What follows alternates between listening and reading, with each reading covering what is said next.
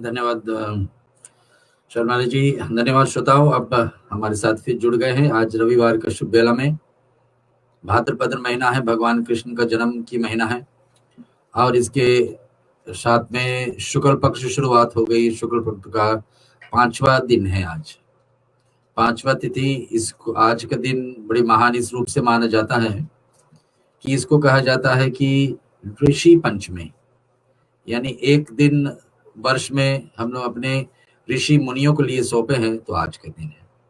आज के दिन में कोई अगर ऋषि मुनि आपके साथ में है, आसपास में है, या तो कुछ उसके लिए भेंट में कुछ आप अर्पण कर सकते हैं, दे सकते हैं। कोई संत महात्मा आपके जान पहचान में, उनके लिए कुछ खिला सकते हैं या दान दे सकते हैं या उनका आशीर्वाद पा सकते हैं किसी रूप से, तो जरूर करिए। ऋषि पंचमी है। ऋषि मुनियों के द्वारा हमारे समाज में बहुत सारे काले कारण हुआ है। आपको पता हो, इंडियन हिस्ट्री में, हिंदुस्तान का प्राचीन समय से बात है कि 1700 ईयर्स तक बाहर के देश के लोग राज किए हैं। बाहर का देश के लोग राज किए हैं इंडिया पे। कभी पोर्चुगीज से पहुंचे, कभी हॉलैंड से, कभी अंग्रेज का, कभी मुगल राज, कभी मुस्लिम लोग का राज। और इस सब का अपने अपने प्रकोप छोड़ करके गए हैं, अपने अपने प्रभाव छोड़ करके इंडिया पे गए हैं। और देखने को मिलता है कितने समाज में क्या क्या हो रही इंडिया में, सब देखते हैं हम लोग। लेकिन अपने इतने परिस्थिति होने के बाद में, इतने दबाव धर्म पर होने के बाद भी धर्म सुरक्षित है। हिंदू धर्म भारत भूमि में शुरुआत हुई और हिंदू धर्म आज भी सुरक्षित है, हमारे देखने में है। जिस रूप से हम पाठ पूजा कर रहे हैं, हिंदू धर्म देश विदेश में फैल गई है। उस समय तो सिर्फ इंडिया में थी, लेकिन देश विदेश में कहाँ कहाँ हम लोग हिंदू धर्म सनातन धर्म को रूप में मानते हैं, समझते हैं, अपने जीवन में उतारते हैं। हिंदुओं का पहचान क्या है? 3 चीजें, भाषा, भूषण और भोजन। क्या भाषा हम बोल लेते हैं हिंदी, तो अपने आप को भी हिंदू कहलाए। क्या भोजन हमारे शुद्ध है, सात्विक है, हिंदू जैसा है, गीता और रामायण के अनुसार है, तो हम हिंदू हैं। और भूषण, अपने पहने के वस्त्र, कैसे हम कपड़े पहनते हैं, कैसे समाज में निकलते हैं, कैसे अपने मंदिरों में पहुंचते हैं, कैसे भगवान के सामने टिकते हैं। ये 3 चीज मुख्य पहचान है। लेकिन आज इन तीनों पर कैसे धीरे धीरे असर पड़ रही है। हम कह रहे थे आपको कि 1700 वर्ष बाहर का लोग का राज इंडिया पे पड़ी, लेकिन वो सुरक्षित धर्म आज तक सुरक्षित धर्म ऐसे ही चल रहा है, हिंदू धर्म जैसे पहले था।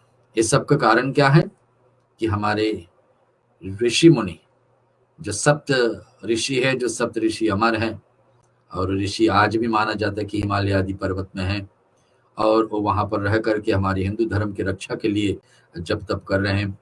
और ऐसे सप्त ऋषि ही जाकर के कैलाश के मूल स्थान पर कभी पहुंच पाते हैं।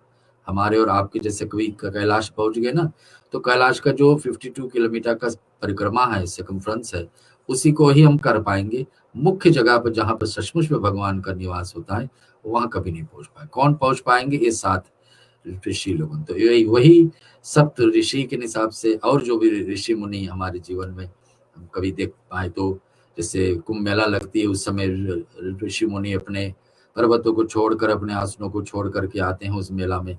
ऐसे समय पर, तो आज के दिन पर उनके लिए सौंपा गया ऋषि पंचमी। तो ऋषि पंचमी के साथ साथ में गणेश जी का उत्सव चल रहे हैं। गणेश जी का त्योहार चल रहा है, आपको सभी को पता है। घर घर में उत्सव मच रहा है कि भगवान गणेश जी भी धरती पर आए हैं। इसके ऊपर क्षण भर में चर्चा करेंगे, एक भगवान गणेश जी का भजन के पश्चात सुनते हैं।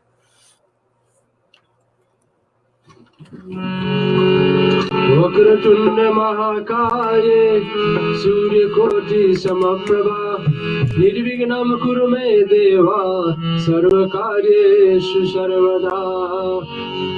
गाइए गणपति जगवंदन, गाइए गणपति जगवंदन, गाइए गणपति जगवंदन, गाइए गणपति जगवंदन। जय गणदेवा जय गणदेवा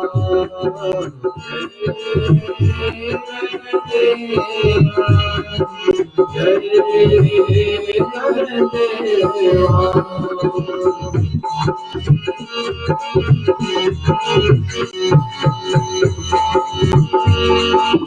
सिद्धि सदन गज मदन विनायक कृपा सिंधु सुंदर सबलायक सिद्धि सदन गज मदन विनायक कृपा सिंधु सुंदर सबलायक आइए गणपति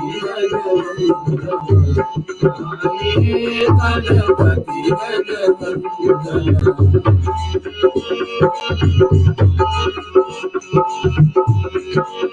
मोदक प्रिय बुध मंगल दाता विद्या वारी भूति धाता मोदक प्रिय बुध मंगल दाता विद्या वारी भूति विधाता गाइए गणपति जगवंदन गाइए गणपति जगवंदन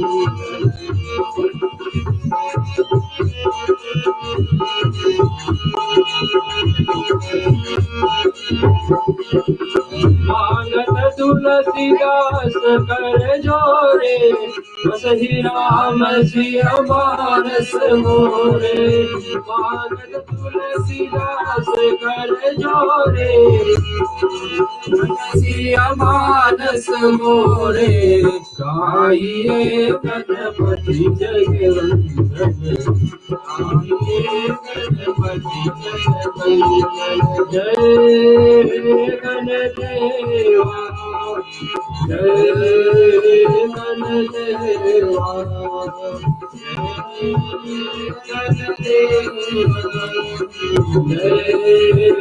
गणदेवा गाइए गणपति जगवंदन गाइए गणपति जगवंदन गणपतये नमो नमः सिद्धि विनायक नमो नमः अष्ट विनायक नमो नमः गणपति बप्पा मोरया नमो नमः सिद्धि विनायक नमो नमः अष्ट विनायक नमो नमः गणपति बप्पा मोरया गणपतये नमो नमः श्री सिद्धि विनायक नमो नमः अष्ट विनायक नमो नमः गौरी नंदन नमो नमः गणपतये नमो नमः सिद्धि विनायक नमो नमः अष्ट विनायक नमो नमः गौरी नंदन नमो नमः।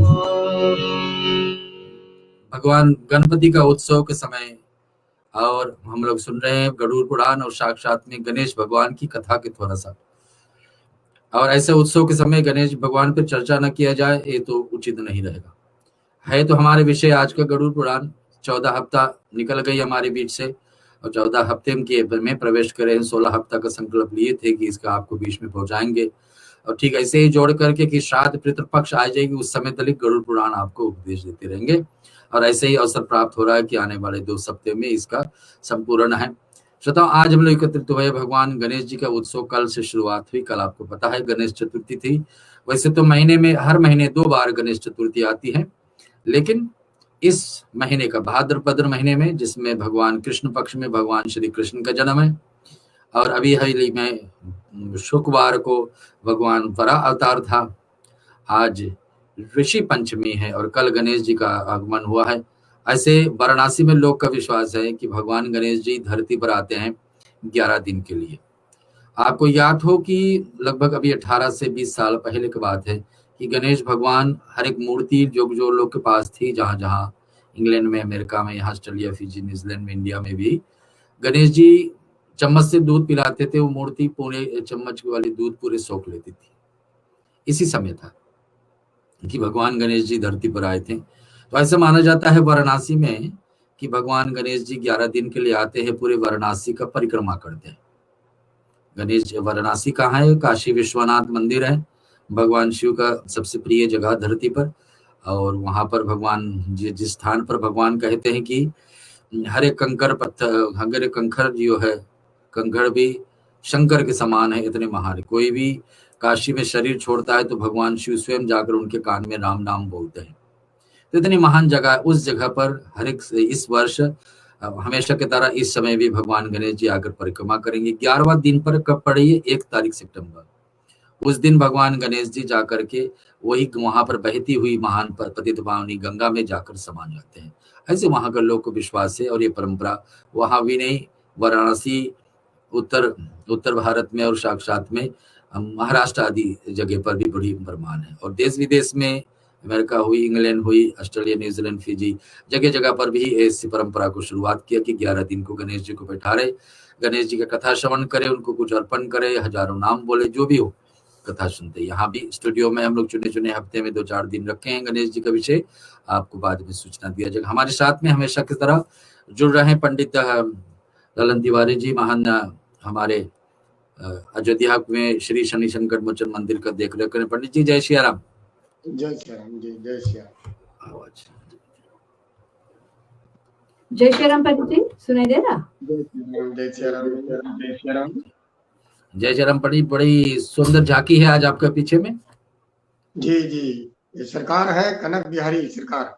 अच्छा, उनके चित्र लगाए, बड़ी क्या बात। आप मंदिर में हो पंडित जी? जी, ये पीछे लगाया है कनक बिहारी, जो अपने आपने दर्शन किया था ना, कनक बिहारी सरकार अयोध्या में। जी, उनकी तस्वीर है। क्या बात।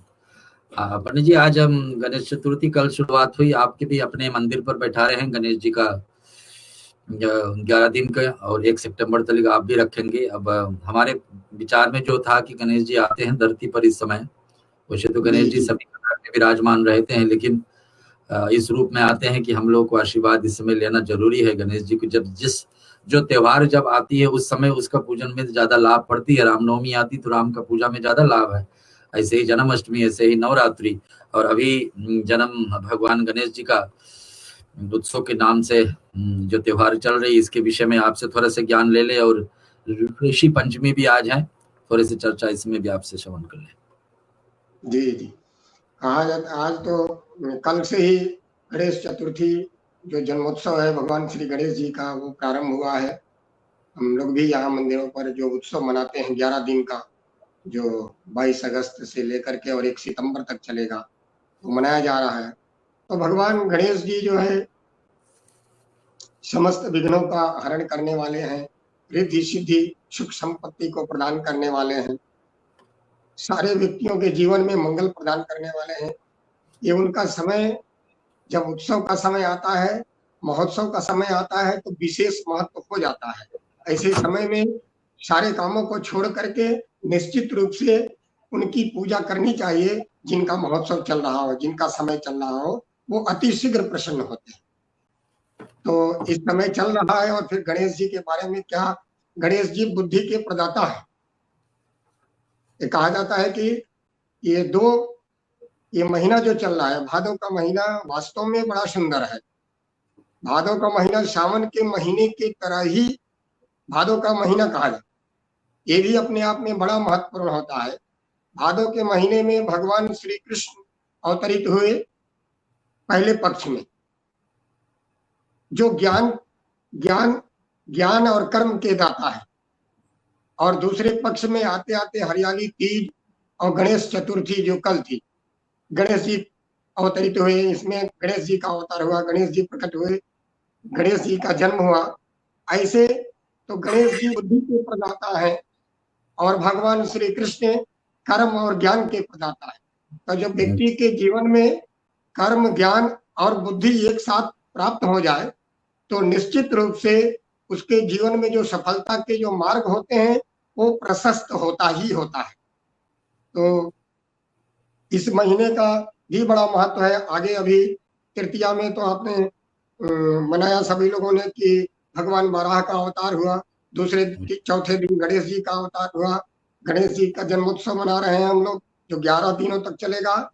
और आगे द्वादशी में भगवान वामन का अवतार होगा। इस तरह से नारायण 3 बार इसी महीने में अवतरित हुए हैं, नाना रूपों में आकर। वैसे तो ये भगवान कृष्ण के नाम से जाना जाता है महीना, लेकिन चतुर्थी से ये गणेश जी के नाम से हो जाता है। और भादों के महीने में एक चीज है जो वर्जित है, जो नहीं करना चाहिए। बाकी तो बहुत कुछ है, जो स्नान, दान, व्रत, त्योहार बहुत से इस महीने में पड़ते हैं। और स्नान, दान, व्रत, त्योहार करने से कई जन्म जन्मांतरों के जो पाप हैं वो भी नष्ट हो जाते हैं इस महीने। तो गणेश जी के नाम से जाना जा रहा है। हमारे यहाँ लोग कहते हैं कि ऐसी जोड़ी मिले न ढूंढे, ढूंढा भारत देश। ऐसी जोड़ी मिले न ढूंढे और ढूंढा भारत देश। अभी आप भारत के बारे में बात करें तो बड़ी सुंदर वार्तालाप कर रहे थे, हम सुन रहे थे। तो ऐसे कहा है कि ऐसी जोड़ी मिले न ढूंढे, ढूंढा भारत देश। कभी बाड़ी के संग गणेश, कभी लक्ष्मी के संग गणेश, और कभी गौरी के संग गणेश।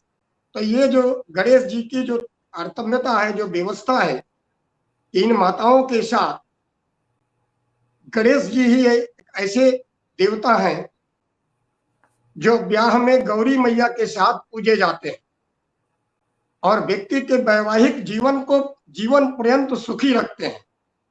अगर विधि पूर्वक गणेश जी का गौरी मैया के साथ विवाह में विधि विधान से पूजन पाठ करके और तब विवाह हो तो जीवन पर्यंत उसका वैवाहिक जीवन सुखी रहता है, कोई बाधा नहीं आती। लेकिन जो नहीं मानते, नहीं समझते, नहीं सुनते हैं, उस पर विचार नहीं करते हैं, परेशानियां उनको आती है। इसका निश्चित रूप से ध्यान रखना चाहिए व्यक्ति को कि ब्याह में गौरी संग गणेश पूजे जाते हैं और रचना में बाड़ी संग गणेश। जब कुछ लिखना होता है हमको, जब कोई ऋषि, महर्षि, विद्वान, पंडित जब कुछ लिखना प्रारंभ करते हैं विशेष चीजें, तो सबसे पहले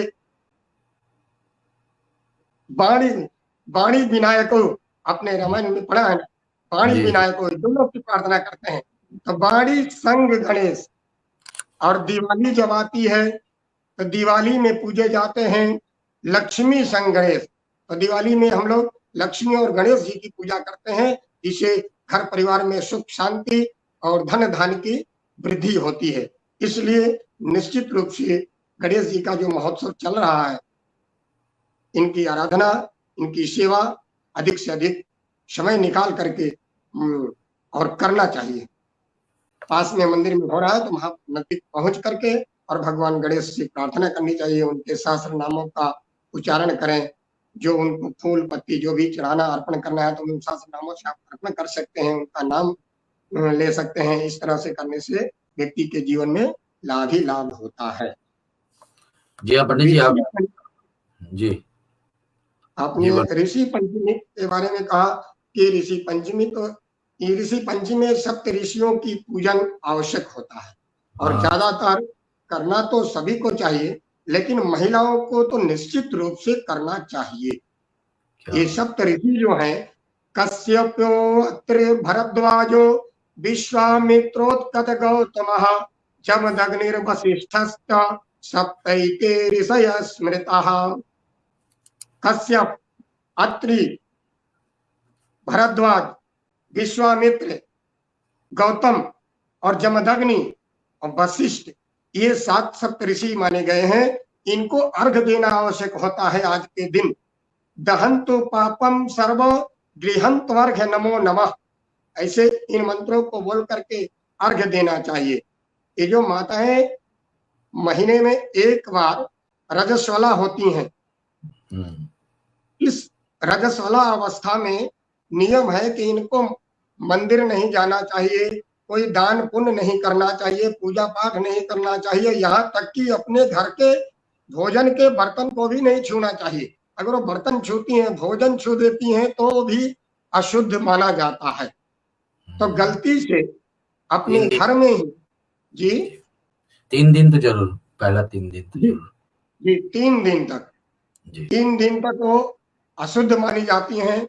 वो ब्रह्म धात्री है और चंडाली का रूप होता है और रजक माने धोबी का रूप होता है, जिन्हें स्पर्श करने से दोष लगता है।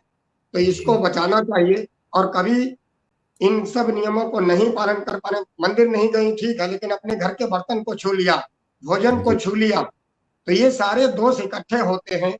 तो वर्ष में ये एक ऐसा दिन आता है ऋषि पंचमी का कि आज के दिन का व्रत करके और इन सातों ऋषियों को प्रणाम करके इनको अर्घ देते हैं, तो हमारे जन्म जन्मांतर के जो दोष होते हैं, रजस्वला आदि जो दोष होता है वो दूर हो जाता है। इसलिए ऋषि पंचमी का व्रत और अर्घ ऋषियों को अवश्य देना चाहिए। पंडित जी, आपने कहा कश्यप ऋषि पहला,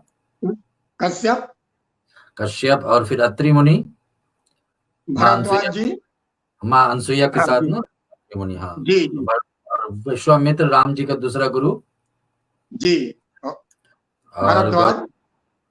हाँ, और गौतम ऋषि अहिल्या के पति, जी, अहिल्या के पति, जामदग्नि, यानी ये जो परशुराम की पिता का, जी, परशुराम जी के पिताजी जमदग्नि जी, और सातवां वशिष्ठ जी, वशिष्ठ जी स्वयं भगवान राम को। श्री अच्छा, राम जी के हाँ, कुलगुरु।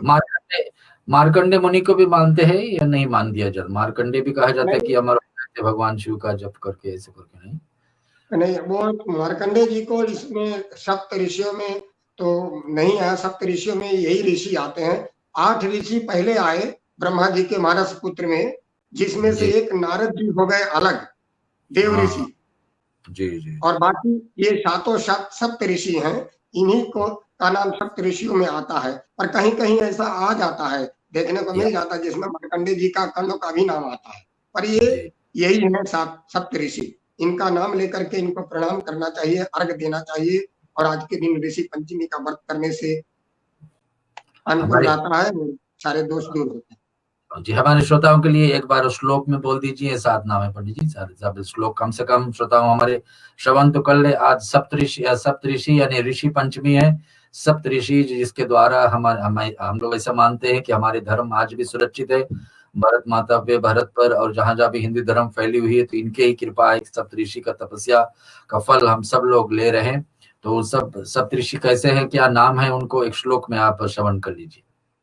जी, कश्यपयोरत्रिर् भरद्वाजो विश्वामित्रोऽथ गौतमः जमदग्निर्वसिष्ठश्च सप्तैते ऋषयः स्मृतः।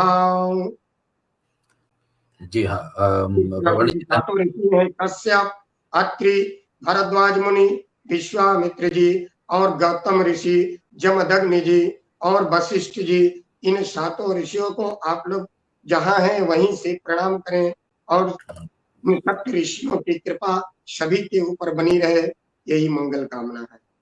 हाँ, धन्यवाद पंडित जी।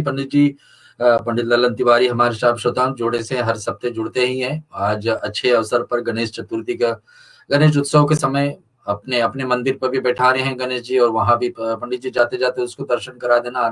जब आप बाद में आओगे तो हमारे भी दर्शन करा देना आप गणपति का अपना, जो बैठा रहे विशेष करके इस उत्सव के निमित्त। और सरजू का भी, सरजू में ले जाकर ही प्रवाह करोगे आप?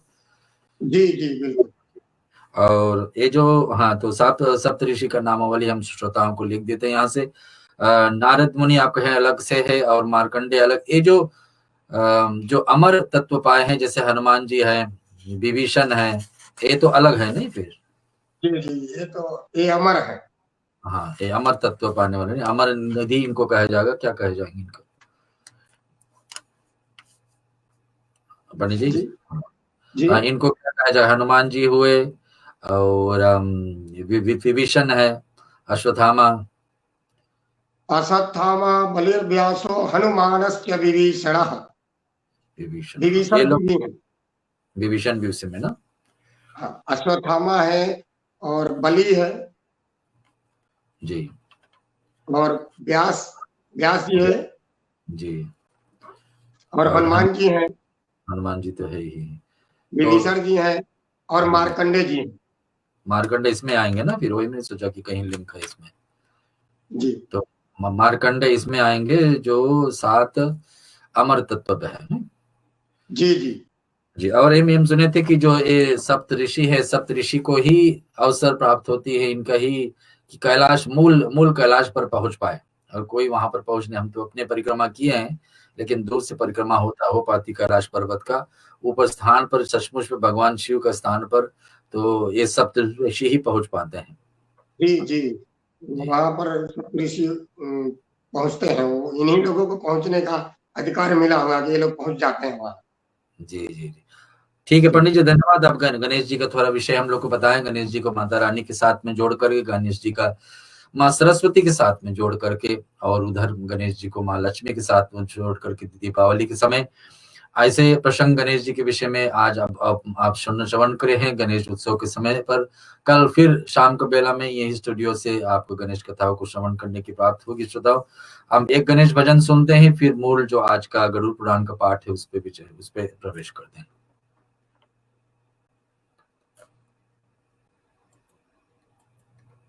माने सब ही है जाने, प्रथमे पूजन का तुझी, सारे जग में अधिकारी।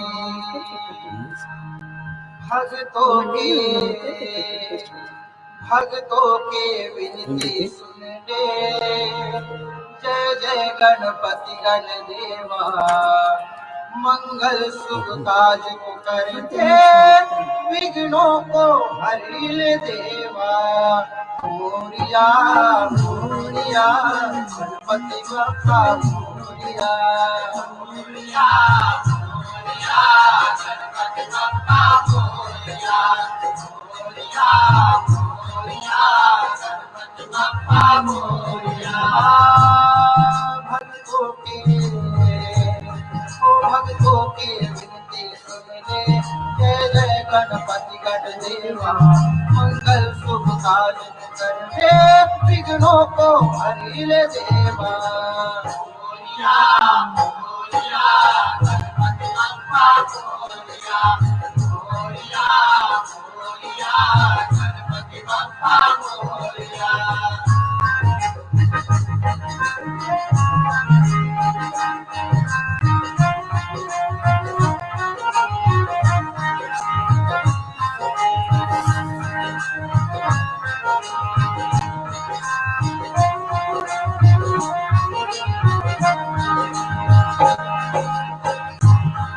तुम आदि अंत के दाता, सारे जग में तू ही समाया।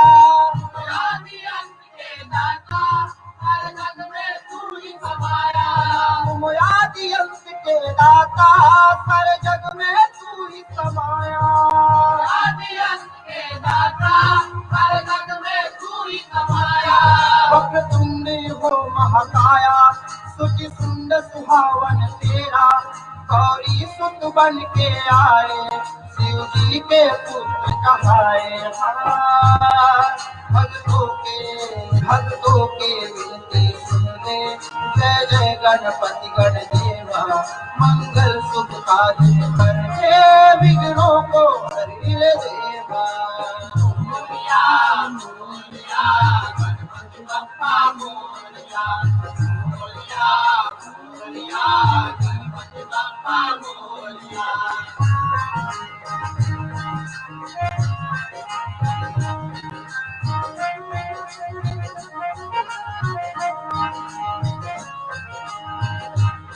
प्रथमे पूजन का तू ही, सारे जग में हो अधिकारी। प्रथमे पूजन का तू ही, सारे जग में हो अधिकारी। प्रथमे पूजन का तू ही, सारे जग में हो अधिकारी। प्रथमे पूजन का तू ही, सारे जग में हो अधिकारी। तुम विश्व जी के तुम हो विधाता, तीनों लोगों यश गावे, ब्रह्मादिक पार मखावे। भक्तों के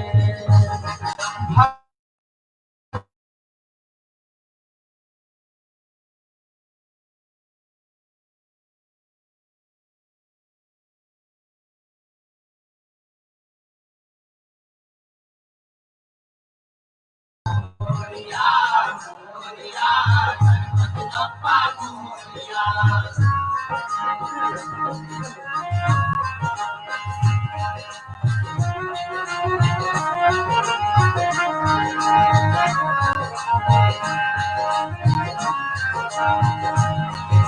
दया दीन पर कीजे, हमें शक्ति भक्ति कुछ दीजे। दया दीन पर कीजे, हमें शक्ति भक्ति कुछ दीजे। प्रभु दया दीन पर कीजे, हमें शक्ति भक्ति कुछ दीजे। दया दीन पर कीजे, हमें शक्ति भक्ति कुछ दीजे। मैं मतिहीन मलिन दुखारी, करूँ किस विधि विनय तुम्हारी। तुम हो प्रभु दया के सागर, तुम हो ही तो वरदायक दान। भक्तों के विनती सुने, जय जय गणपति गणदेवा। मंगल शुभ कार्य करके, विघ्नों को हरि देवा। बोलिया बोलिया गणपति बप्पा बोलिया, बोलिया बोलिया गणपति बप्पा बोलिया। भक्तों के गिनती सुनने, जय जय गणपति गणदेवा। मंगल शुभ कार्य करके, विघ्नों को हरि देवा। बोलिया बोलिया गणपति बप्पा बोलिया, बोलिया बोलिया गणपति बप्पा बोलिया।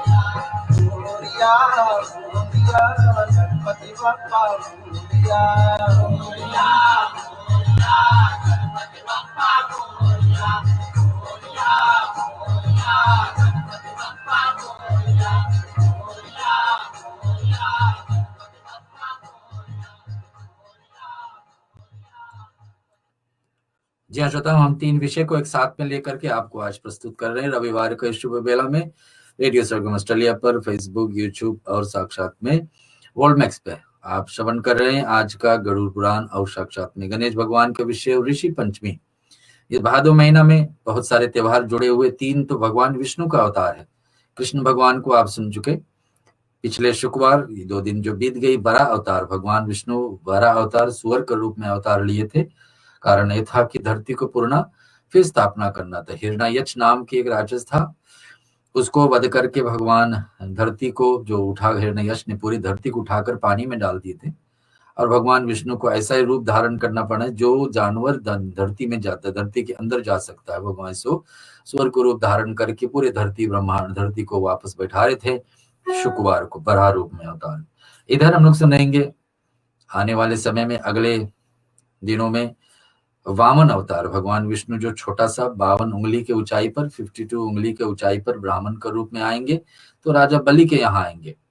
और उस स्थान पर भगवान विष्णु का तीसरा अवतार, पहला कृष्ण सुने विष्णु अवतार, बड़ा विष्णु अवतार और वामन विष्णु अवतार आने वाले सप्ताह में है। इसके साक्षात में गणेश उत्सव कल शुरुआत हुई, जो 11 दिन के भगवान गणेश जी धरती पर आते हैं। इसका लाभ उठाइए। गणेश जी को पूजन वैसे तो हर एक व्यक्ति को हर दिन करना ही करना चाहिए, लेकिन अगर जो आप चुके हैं तो जरूर इसमें आप लाभ उठाइए। कल से शुरू कर दीजिए, कल नहीं तो आज से ही शुरू कर दीजिए गणेश जी का पूजन। आपको सबको पता है, हम लोग बार बार यहाँ से रेडियो से प्रोग्राम से आपके पंडितों ज्ञान में से बोलते होंगे कि गणेश जी के दुर्वा घास सबसे प्रिय है। 3 दुर्वा घास अगर जो आप भगवान को, गणेश जी को हर दिन प्रतिदिन अर्पण करते तो भगवान आपसे खुशी रहेंगे। भगवान का सिंदूर पसंद है। माता पार्वती जब गणेश भगवान का जन्म हुआ था और उसको नया मुख दिया गया था, जिस रूप में हम लोग देखते हैं हमेशा गणेश जी को, हाथी का मुंह, और इस रूप में जब पुनः स्थापित हुए थे, उनको वरदान दिया गया कि प्रथम पूजनीय हो जाओगे आप। ब्रह्मा विष्णु और महेश तीनों महान देवताओं ने उनको स्थापित किया। तो माता पार्वती ने चुटकी से सिंदूर उसको दिए थे। ये सिंदूर हमेशा आपको अमर रखेगी। सचमुच में गणेश जी का महानता ये है कि उनका विघ्न, यानी कि जीवन में किसी का बाधा ही बाधा आता हो तो गणेश भगवान को आप पकड़िए। इनको दुर्वा हर दिन अर्पण करके सिंपल छोटा से छोटा मंत्र ओम गण गणपते नमः, इसको आप गाइए, बोलिए मंत्र के रूप में। दिन भर में जितने हो सके इनको छोटे छोटे मंत्र है। और दुर्वा घास आपको पता है, लड्डू मोदक आदि इनको प्रिय है। ऐसे कुछ अर्पण करने के लिए जरूर साधन खोजते रहिए और कर लिए। 1 तारीख सितंबर तक गणेश जी हमारे बीच में। फिर जैसे वाराणसी के विषय में मैं पहले बताया था कि उसी समय भगवान गणेश जी जाकर वहां पर गंगा में समा जाते हैं और फिर अपने लोक लौट जाते हैं। तो जब तक है यहाँ तब तक उसका लाभ उठाइए, घर घर में गणेश उत्सव मनाइए, गणेश जी का पूजन पाठ करिए, ये ध्यान रखिए समय। और उसके साथ में जुड़ी हुई आज ऋषि पंचमी, ऋषि मुनियों के लिए सप्त ऋषि, जिसके विषय में शायद हम लोग कभी कम पूजा करते होंगे। पितृपक्ष में जब श्राद्ध के समय आता है तो हम लोग किसी से तर्पण करवाते, तो ऋषि मुनियों को नाम से तर्पण करवाते हैं कि ऋषि मुनि के द्वारा हमारे धर्म सुरक्षित है। ये लोग हमेशा हमारे लिए जब करते रहते हैं तब करते रहते कि धर्म सुरक्षित रहे। तो जितने भी हजार वर्ष बीत गए जिसमें धर्म के ऊपर इतनी आपत्ति पड़ी, इंडिया में, भारत में, हमारे धर्म जहां जहां भी फैली हुई थी आपत्ति पड़ी, लेकिन धर्म अभी भी सुरक्षित है। धर्म ऐसे फैल रही है तेज गति से कि हम और आपके ऊपर जिम्मेदारी है कि इस धर्म को संहार करके ऊंचा तले उठा करके दूसरे पीढ़ी को दें। ये 7 ऋषि साक्षी है, जिसका नामावली शर्मा जी लिख करके भेजे आपको। कश्यप ऋषि है, अत्रि मुनि है, भरद्वाज मुनि है, विश्वामित्र है, गौतम है जो अहिल्या का पति है, जामदग्नि है जो रेणुका पति यानी कि साक्षात में परशुराम के पिताजी है, और गुरु वशिष्ठ भगवान राम का। ये सप्त ऋषि हमारे बीच में हमेशा रहते हैं, और इन्हीं का एक्सेस है, डायरेक्ट एक्सेस भगवान शिव के पास हर दिन प्रतिदिन पहुंच जाते हैं कैलाश पर्वत पर। तो इनको कुछ ही रखिए, आपका संदेशक भगवान शिव तक ये जरूर पहुंचाएंगे। गरुड़ पुराण में पिछले सप्ताह हम लोग कहाँ थे? प्रेत के बारे में, जिसको हम लोग बोलते हैं कि भूत प्रेत है, हमारे जीवन में परेशान करते हैं, किसको सताते हैं और क्या क्या कर्म हम करे होते हैं, तो प्रेत की योनि में जाना पड़ता है। और हम लोग इतने समझते हैं कि किसी का अकाल मृत्यु हुआ हो तो भी प्रेत योनि में जाएंगे। ऐसा सच है क्या कि प्रेत उसी को प्राप्त होता है जो एक्सीडेंटल डेथ से हुआ है, अन्यथा और कोई भी प्रेत में जा सकता है। ये सब बातें को गरुड़ पुराण कैसे साक्षी दे रही, इसको हम लोग सुनेंगे कि एक दृष्टांत मिलती है इसमें। पिछले सप्ताह हम लोग सुने थे कौन कौन कर्म से हमको प्रेत योनि में जाना पड़ता है। जीवन में हम लोग जितने भी अच्छे कर्म रखते हैं, कर्म किए उतने दिन के लिए, तो स्वर्ग में निवास मिलेगा ही मिलेगा। हमारी कर्म हमसे कोई नहीं छीन सकते, ना भगवान हटा सकते हैं, ना कोई देवी देवता हटा सकते हैं। भगवान कृष्ण कहते हैं गीता में, जिसका पुण्य और पाप मैं किसी के नहीं लेता हूँ, सब उन्हीं का है, और हमेशा रहेगा हमारे साथ। जितने हम शुभ कर्म किए हैं वो इन्वेस्टमेंट की तरह हमारे जीवन में बैठा ही रहेगा हमेशा, जब तक हमारे जीवन में एक पुण्य के रूप में, मैंने सुख के रूप में ना आ जाए। और ऐसे ही पाप भी। तो कौन कौन पाप कर्म करने से प्रेत योनि में जाना पड़ता है, हम लोग कुछ बातें पिछले सप्ताह सुने थे गरुड़ पुराण के आधार से, और कुछ रह गई थी। प्रेत के विषय में भगवान बहुत दबाव डाले, क्योंकि हम लोग यही बोलते हैं कि किसी का पिंड विधि पूजा पाठ नहीं होता है तो प्रेत योनि में चले जाते हैं। कोई 3 दिन में क्रिया कर देते हैं तो उनका प्रेत योनि में जाते, नहीं जानते किसका क्रिया होता ही नहीं, उनका क्या दशा होती, किसी का शव, किसी का बॉडी भी नहीं मिलता है तो वो प्रेत योनि में जाते नहीं था। ये सारे बातें गरुड़ जी को भगवान विष्णु कैसे समझा रहे हैं हम लोग सुनेंगे। लेकिन एक भगवान विष्णु का मंगलमय गीत सुमिरन के रूप में श्रवण करने के बाद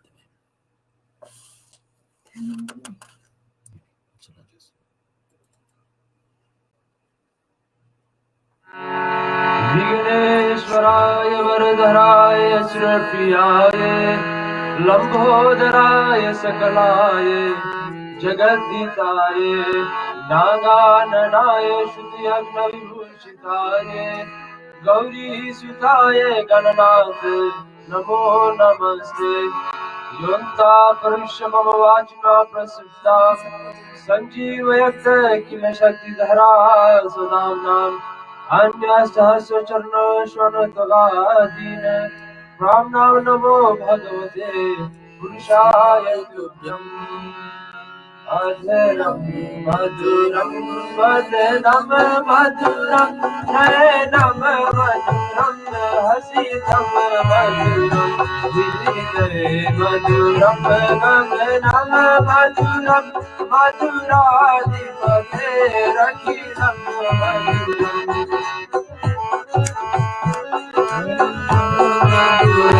वचनं मधुरं चरितं मधुरं वसनं मधुरं चलितं मधुरं मधुरं मधुराधिपते रखिलं मधुरं रेणु मधुरो रेणु मधुरो पाणी मधुरा पादो मधुरो बीजं मधुरं सत्यं मधुरं मधुराधिपतेरखिलं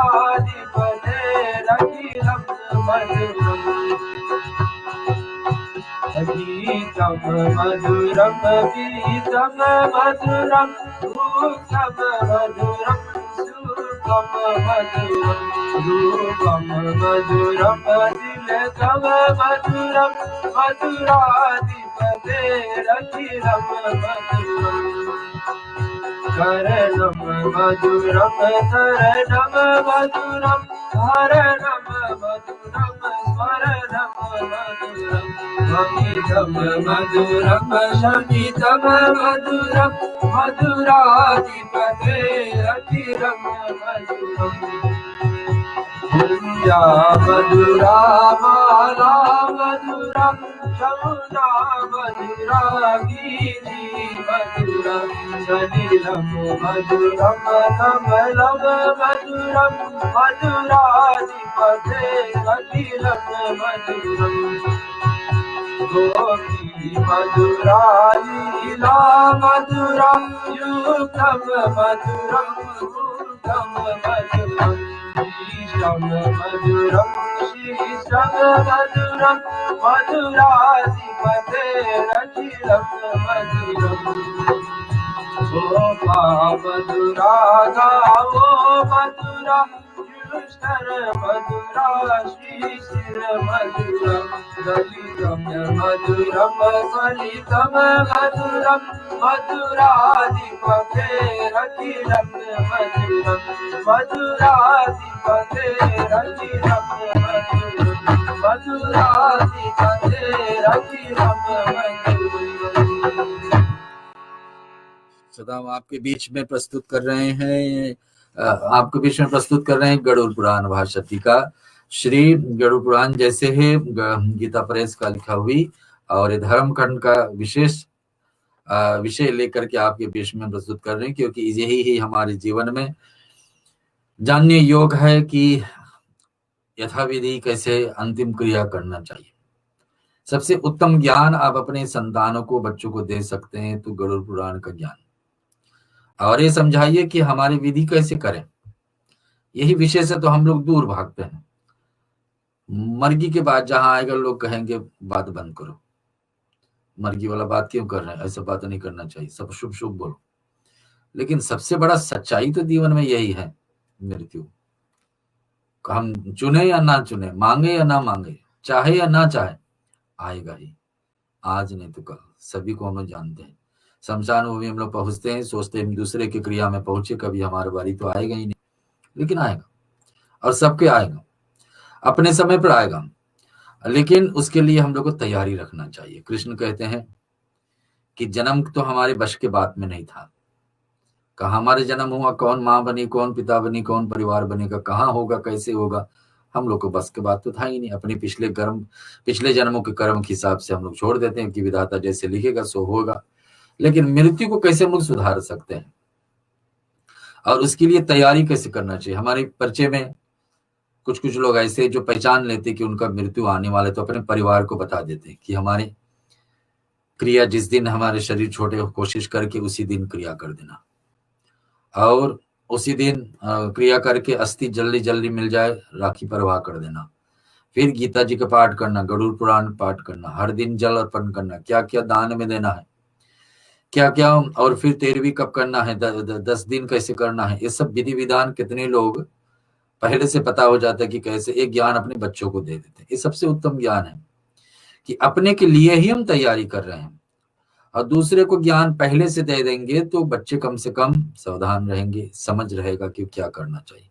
हम लोग क्या होता है, हम लोग पंडित जी के भरोसा पे छोड़ देते हैं कि पंडित जी आएंगे, उसको पता होगा क्या करना कब, तो जैसे बताएंगे वैसे कर देते हैं। फिर थोड़ा अटपटा लगा तो कुल पे चले जाएंगे कि हमारे कुल में ऐसा हुआ था तो ऐसे करना चाहिए। लेकिन सचमुच में कैसे ग्रंथों में लिखा है, तो डायरेक्ट सीधे में पिछले 14 हफ्ते से आपके बीच में बोल रहे हैं कि क्या करना चाहिए और क्यों करना चाहिए। सारे ग्रंथों में हमारे जो बात लिखा, सब उनका रिलीजियस सिग्निफिकेंस भी है, साक्षात में साइंटिफिक भी है कि क्यों इतने दिन तक शौक को नहीं रखना चाहिए।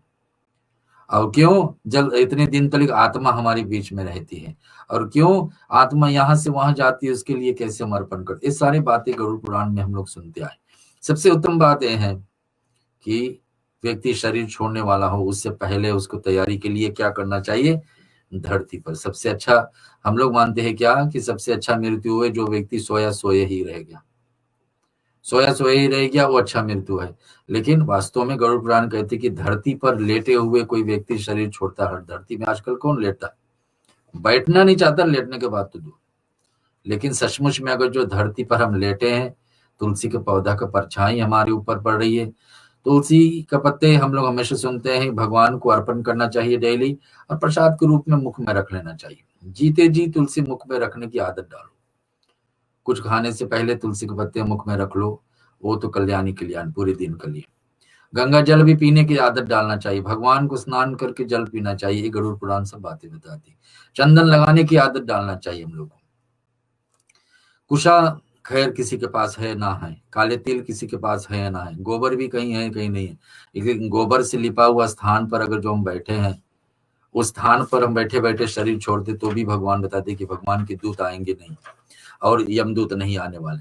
तो ये सब बातें को ध्यान करने के बाद, अन्यथा क्या मतलब थी भगवान विष्णु को गरुड़ जी को सारे बताने के लिए, जब हम और आप सुन करके, पढ़ करके, सुन करके, समझ करके जीवन में उतारने पाए। तो सबसे अच्छे ज्ञान किसी को हम बच्चे को दे सकते हैं तो गरुड़ पुराण से, कि अंतिम विधि कैसे करना, अन्यथा जितने कुछ हम लोग हासिल करेंगे सब तो यही छूटने वाला। प्रेत के विषय में हम लोग चर्चा कर रहे थे श्रोताओं। एक है बात की एक ब्राह्मण था, भटकते भटकते मार्ग में वन में कहीं चला गया, और अकेलापन देख करके उसके साथ में 3 प्रेत आके खड़े हो गए। अब प्रेत किस रूप में है, हम लोग जानते हैं कि हवा के रूप में है। सचमुच में दिखाई देंगे नहीं दिखाई देंगे, कुछ लोगों को ऐसा लगा, अनुभव होगा कि आकर प्रेत मुझे छुए हैं या टच करे हैं, स्पर्श किए हैं, कुछ करे होंगे, लेकिन सचमुच में प्रेत दिखाई देते, बताते हवा का रूप में है। और यहाँ पर चलते चलते महातपस्वी ब्राह्मण ने मार्ग भूल, रास्ते भूल जाते हैं, और ये 3 प्रेत आके सामने खड़े हो जाते हैं। और असिनित बताते कि उस निर्जन वन में विकृत शरीर वाले भयंकर प्रेतों को देखकर ब्राह्मण का हृदय कुछ भयभीत हो गया, कि अब डर सो आ ही जाता है, अब अकेले हो और प्रेत सामने आ जाए, भूत कोई सामने आ जाए तो डर तो समाएगा। और फिर होकर के विस्मृत नेत्रों से उसको देखता देखता रहा। तब पश्चात ब्राह्मण ने अपने भय को दूर करके धैर्य सहारा लिए और मधुर भाषा में पूछे कि हे विकृत महामुख वाले, ये सभी रूप में होंगे, ब्राह्मण उससे पूछ रहे हैं कि हे ऐसे मुख वाले, मुख विकृत रूप मुख वाले, तुम सब कौन हो, कैसे पाप कर्म में तुम लोगों ने किया है जिसके फल स्वरूप तुमने ये विकृति प्राप्त की है। कि जैसा रूप में प्रेत उनके सामने आके खड़े हुए पूछने लगे कि क्यों कर्म क्या किए थे, किस कारण से आपका ऐसा हुआ। तो जैसे जैसे भगवान विष्णु बता रहे हैं गरुड़ जी को, तो चुन करके बातों को, चुन करके एक दृष्टांत को, एग्जाम्पल्स को लेकर के भगवान बता रहे हैं। सुनिए, क्या तुम सब कहो, जानने की निश्चय ही कर रहा हूं, कि आप बताइए, मैं जो कर पाऊंगा आपको प्रेत योनि से छुटकारा करने के लिए करूंगा। लेकिन ये ब्राह्मण पूछ रहा है, सुनिए। तो प्रेत राज ने क्या कहा, हे द्विज श्रेष्ठ, हम सभी ने अपने अपने कर्मों के कारण प्रेत योनियों प्राप्त किया। 3 प्रेत साथ में चल रहे हैं और कह रहे हैं कि हमने परद्रोहों से रत होने के कारण हम पाप और मृत्यु के वश में हुए हैं। नित्य भूख प्यास से पीड़ित रह करके प्रेत जीवन बिता रहे हैं। प्रेत योनि में ऐसे कि भूख प्यास तो आपको लगेगा, लेकिन खाने की क्षमता नहीं रहेगी, खाना सामने रहेगी लेकिन खाया नहीं जाएगा। और हम लोगों की वाणी उस पाप से विनिष्ट हो गई है, शरीर कांतिहीन हो गया है, हम संगिगान और विकृत चित्त वाले हो गए हैं। तात हमें दिशाओं को और विदाशाओं का कौन ज्ञान नहीं, हम लोग को पता नहीं हम आज कहाँ जा रहे हैं, कहाँ नहीं, कुछ दिशा नहीं पता है, लेकिन बस भटकते रहते हैं इस वन में। कौन बोल रहे हैं, ये 3 प्रेत बोल रहे हैं उस ब्राह्मण से श्रेष्ठ जो वन में भटके हुए हैं। पाप कर्म से पिशाच बने हुए हैं, हमें मूढ़ प्राणी कहा जाता है, इसका भी ज्ञान हमें नहीं है। हम लोगों को न माता है न पिता है, अपने कर्मों को फल स्वरूप अत्यंत दुखदायी या प्रेत योनि हमें सभी को प्राप्त हुई है। ब्राह्मण, आपके दर्शन से हम लोग आध्यात्मिक प्रसन्न होते हैं। माने हम किसको दर्शन कर रहे हैं उससे भी अंतर पड़ता है। तो यहाँ एक ब्राह्मण श्रेष्ठ है और उसके हिसाब से इनके सामने खड़े हैं अब बता दे कि आपके दर्शन से हमको कृतार्थ हो रहा, लगता है कि हम लोग को प्रेत योनि का कोई उपाय आप कर, प्रेत योनि से छुटकारा पाने के लिए कोई उपाय करेंगे। आपसे हम अपना संपूर्ण वृतांत प्रारंभ करते कहेंगे। उनसे मैं एक प्रेत से कहा कि हे वीरभदेव, मेरा नाम परिष्ठित है। तो प्रेत कहता है कि मेरा नाम परिष्ठित है। दूसरा कहता है मेरा नाम सूचिमुख है। तीसरा कहता है शीघ्र है। और चौथा आता है रोदक, पांचवा लेखक। ये 5 प्रेत। ब्राह्मण ने कहा कि हे प्रेत, प्राणी को कर्म फल अनुसार प्रेत योनि मिलती है और तो ठीक बात है, पर आपने जो नाम तुम बताए हैं उसका प्राप्त होने के कारण क्या है? कि कौन सा बुरे कर्म किए थे जो ऐसा योनि में चले गए, प्रेत बन करके चले गए, भूत प्रेत बन करके भटक रहे हैं, तुम्हारा सदगति नहीं हुई, तुम भगवान के लोग नहीं पहुंच पाए, कौन सा कर्म किए थे? तो प्रेत राज ने कहा, श्रेष्ठ, मैंने सदैव सुस्वादि भोजन किया है। मैंने स्वाद भोजन किए हैं। कौन पहला प्रेत कर रहा? जिनका नाम पुरुषित है कि मैंने हमेशा स्वादिष्ट भोजन किए हैं, लेकिन घर पर जब कोई आते थे उनको मैं बासी भोजन खिलाता था।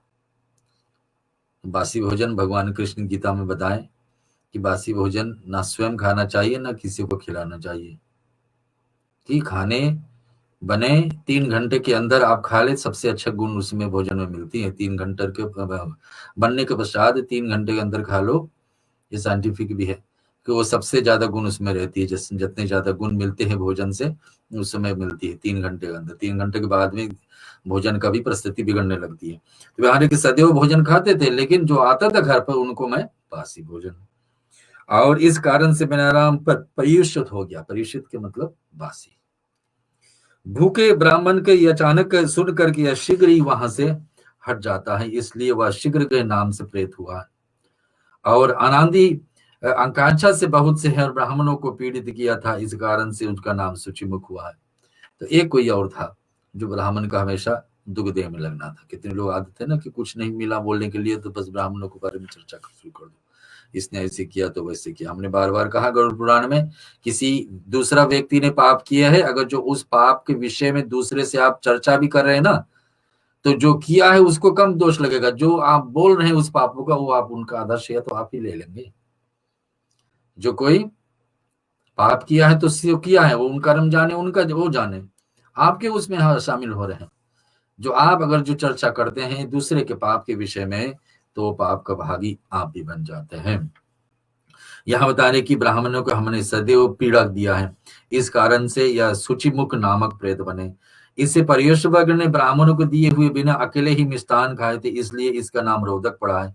और यह कुछ मांगने पर मौन धारण करके पृथ्वी को हृदय लगाते थे, उस पे कर्म फल के अनुसार उनको लेखक कहलाए।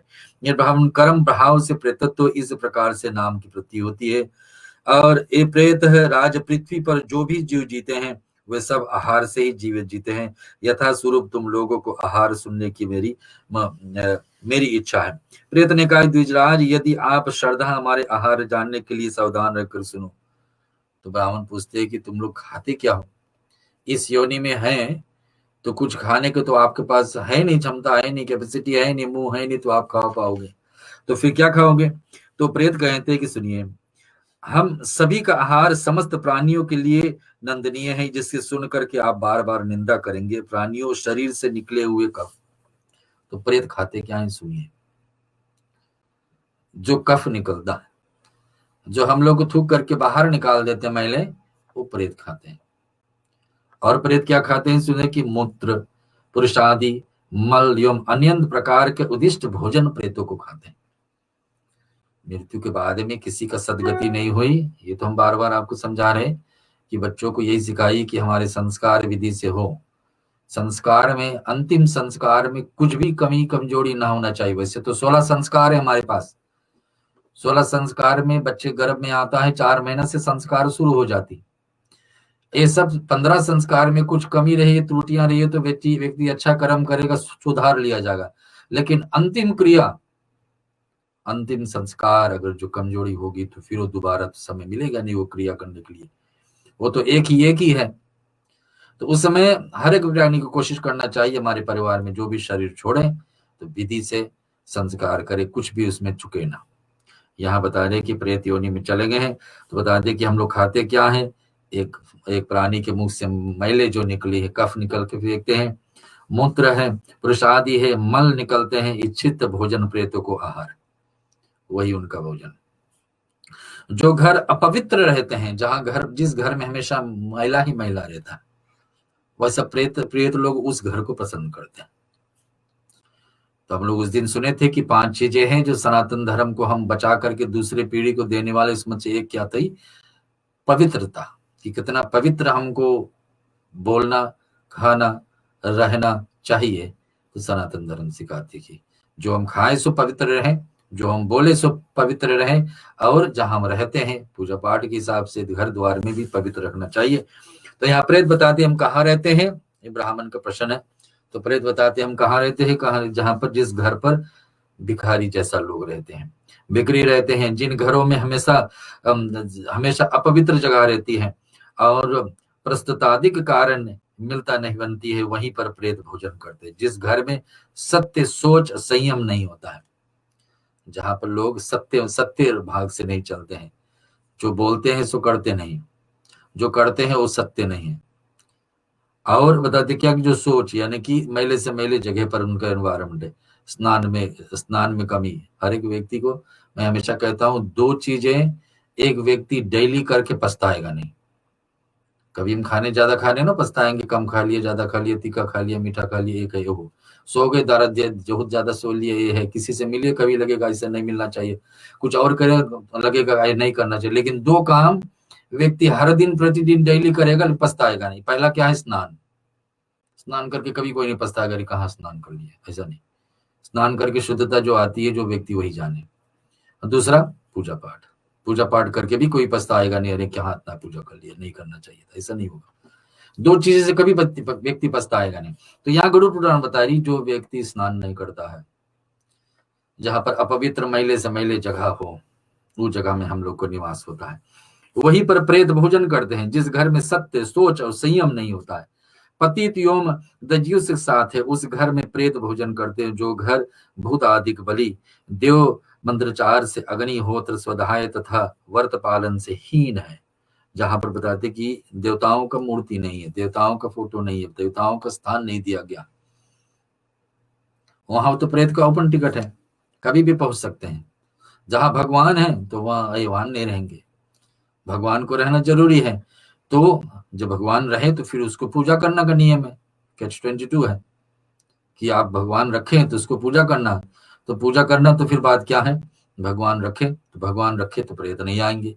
अब भगवान को रख करके फिर पूजा ना करें तो भी एक दोष है कि भगवान को रखे तो फोटो मूर्ति खूब सजा करके, लेकिन पूजा पाठ हो ही नहीं रहा, तो फिर क्या मतलब फोटो मूर्ति और फोटो रखने की, शिवलिंग रख लीजिए, पूजा ही नहीं हो रहा। तो डेली प्रतिदिन पूजा करने की आदत तो गरुड़ पुराण पहला दिन से हमको बता रही कि 1 घड़ी, आधी घड़ी, 12 मिनट सुबह, 12 मिनट शाम को सबको लगाना चाहिए भगवान के भक्ति में। तो ये बता दें कि जिस घर में देव मंदिर नहीं है, देवताओं का स्थान नहीं है, वहां प्रेत जाके बैठेंगे, स्वाभाविक है। कोई एक घर को हम लोग थोड़े दिन अकेले छोड़ दे, एक कमरा को, कुछ भी वहां न रखे, एकदम सुन हो जाती, कोई अचानक में 2-3 हफ्ते बाद, महीने बाद कोई जाने में कमरे में जाए तो उनको लगे घरे यहाँ कुछ अलग से फीलिंग है, अलग से कुछ हो रहा है यहाँ पर ना। ऐसे ही संभव होता है कि देखने में कुछ यहाँ इतना दिन से बंद था, बंद नहीं रखना चाहिए, इसमें कम से कम सूर्य प्रकाश आते रहे, हमें कुछ ना कुछ एक्टिविटी चलते रहे। कभी किसी को नहीं मन करता है कि ये कमरा हमेशा के लिए बंद कर दे। तो ऐसे ही बता रहे हैं कि जहां पर भगवानहीन, जहां पर भगवान नहीं है, उस जगह पर प्रेत जाते हैं। जो गर्भभूत अधिक बलि, देव मंदिर व्रत पालते और प्रेत उसमें से भोजन वहां पर करते। जो घर लज्जा योग मर्यादा से रहित है, जिसका स्वामी स्त्री जीत लिया निकाया है, जहां पर माता पिता गुरुजन का पूजा नहीं होती। हम लोग हमेशा सुनते हैं कि सबसे बड़ी पूजन क्या है? भगवान राम का भेजते हैं। भगवान राम अपने छोटे भाई भरत को क्या समझाए कि सबसे बड़ा पूजा क्या है? अपने माँ पिताजी का आदेश, माँ पिताजी का पूजन, माँ पिताजी का दिया हुआ ज्ञान को लेकर चलना, माँ पिताजी का उपदेश लेकर के जीवन में उतारना, माँ पिताजी का ज्ञान लेकर आगे बढ़ना। तो बताते जिस घर में माँ पिताजी गुरुजन का यह आदर नहीं होता है, गुरु जी कोई बात बता दे, माँ पिताजी कोई ज्ञान दे दे, तो हो सकता है वो गलती होगा, हो सकता है वो सही नहीं, लेकिन उसको जार विचार करके हमेशा थोड़ा गलती रहेगी। कुछ विचार आपको शामिल नहीं हो पाए उसमें, लेकिन जोड़ बटोर के देखना चाहिए कि माँ पिताजी क्यों आपको गलत बात बताएंगे, गुरुजन क्यों आपको गलत बताएंगे, उनका स्वार्थ उसमें कैसे जुड़े। यहाँ पे बता दे कि सुनिए,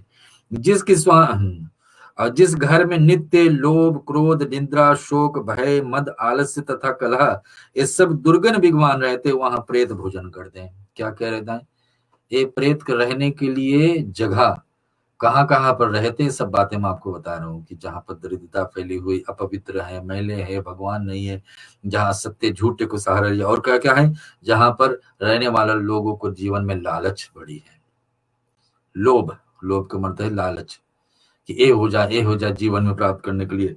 क्रोध, गुस्से में हम लोग क्या क्या कर देते हैं, देवताओं के बीच में भी क्रोध पड़ती, तो हम लोग सुनते हैं कैसे परशुराम और राम का मिलन हुआ, एक भगवान दूसरा भगवान को नहीं पहचान पाए, क्यों, क्रोध बीच में खड़ी थी। परशुराम राम को पहचान ही नहीं पाए, भगवान को पहचान नहीं पाए, क्यों, क्रोध था। तो जिसके पास क्रोध है, क्रोध में व्यक्ति क्या क्या कर देता है, कुछ एक ठीक नहीं है तो फिर क्रोध में क्या बोल देता है, क्या लिख देता है, क्या कर देता है, क्या कर सकता है क्रोध में। तो भगवान बता रहे ऐसा प्रेत कह रहे ऐसे जगह पे हम जाके निवास करते हैं। और उधर बता रहे कि निद्रा, यानी कि जिसको ज्यादा नींद आती है, हमेशा सोते ही रहते। हम लोग को सोना चाहिए, साइंटिफिकली तो कहा जाए कि 6 से 8 घंटा दिन में सोए, शरीर की परिस्थिति के हिसाब से बात है। बच्चों को 8 से 10 है या 12 भी है बच्चों तो चलेगा, लेकिन बच्चे जब से होश हमारे, जब से हम 12 वर्ष के ऊपर हो गए, 6, 7, 8 माने ज्यादा से ज्यादा 10 तो किसी को नहीं सोना चाहिए, लेकिन जिसका आदत है कि इतने उम्र सोए। अब हम लोग को जोड़ना चाहिए 100 वर्ष का उम्र लिखा है कलयुग में, 100 वर्ष का उम्र कलयुग में लिखा है एक व्यक्ति का, जा सकते हैं। और 100 वर्ष में अगर हम लोग 10 माने कि 8 घंटा डेली सोते हैं ना, 8 घंटा यानी 1/3 ऑफ अ डे हम लोग घर घर सोते हैं हर दिन, तो 30 ईयर्स तो सोते सोते निकल गया। 30 वर्ष हम सिर्फ सोते ही रह जाए तो जीवन का कब लाभ लेंगे, भगवान की भक्ति कब करेंगे, और सब चीज जीवन में कब होगा, कैसे होगा। यहाँ बता रहे भगवान की जिस प्रेत कह रहे उस जगह पर हम लोग जाकर निवास करते हैं जहां पर लोग आलस रहती है, निद्रा में लोग रहते हैं, और भय, मद, आलस्य तथा कला ये सब दुर्गुण विद्वान रहते, वहां प्रेत भोजन हम लोग जाके करते हैं। और वे ढेर तपोनिधि वीर बसे, हम सब से प्रेत भाव से दुखित हैं, जिससे प्रेत योनि प्राप्त हुई है, और ना हो तो हमें बताइए। प्राणी के लिए नित्य मृत्यु के वह अच्छा है कि वह सभी से प्रेत योनि जना प्राप्त हो। तो यहाँ पर जाना है सबको, जाना है सबको, मृत्यु प्राप्त होना है सबको, लेकिन प्रेत में हम ना जाए तो अच्छी बात है। ये 5 प्रेत मिल करके उस ब्राह्मण से जो बता रहे, एक क्षण के लिए एक भजन फिर हम आपको सुनाते हैं।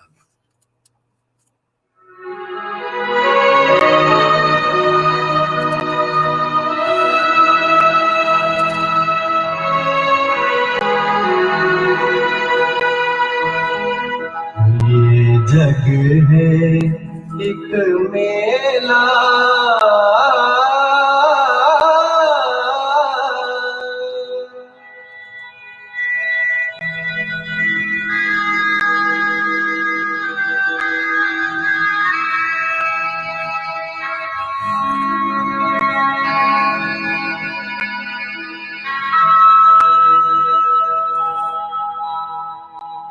ये जग है एक मेला, यहाँ से एक दिन सबको जाना।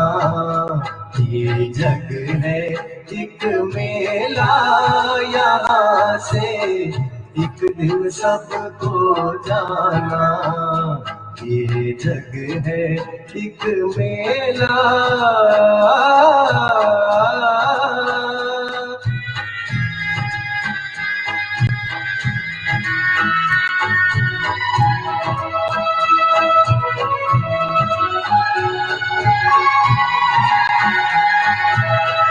तेरा सारा कुटुंब कबीला साथ न तेरा देंगे।